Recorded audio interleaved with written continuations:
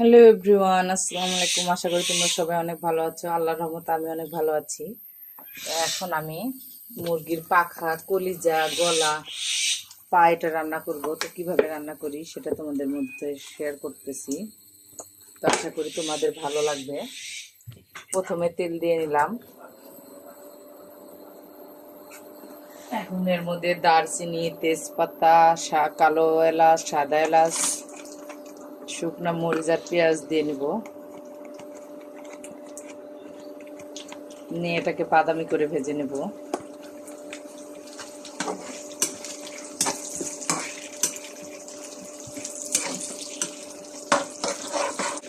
এখন এর মধ্যে দিয়ে দেব রসুন বাটা, পেঁয়াজ বাটা, দিয়ে একটু নাড়াচাড়া করে নেব। দিয়ে দেবো আদার গুঁড়া,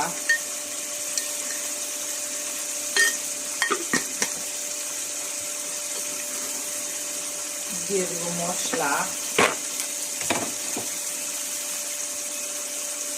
হলুদের গুঁড়া, গরম মশলার গুঁড়া,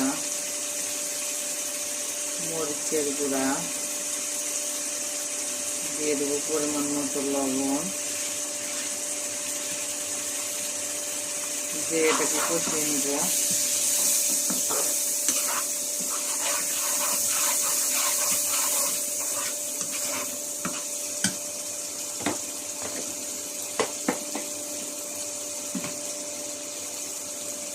এখন এর মধ্যে সামান্য একটু পানি দিয়ে নেব।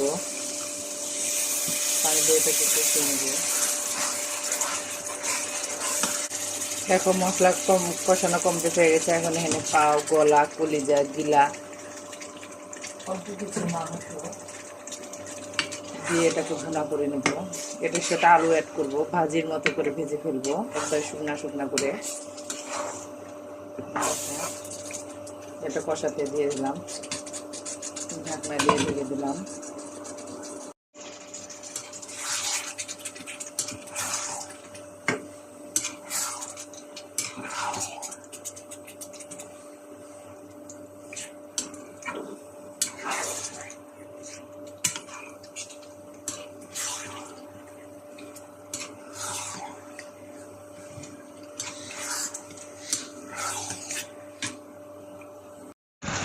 দেখো বন্ধুরা, এর মধ্যে আলু দিয়ে দিয়েছি।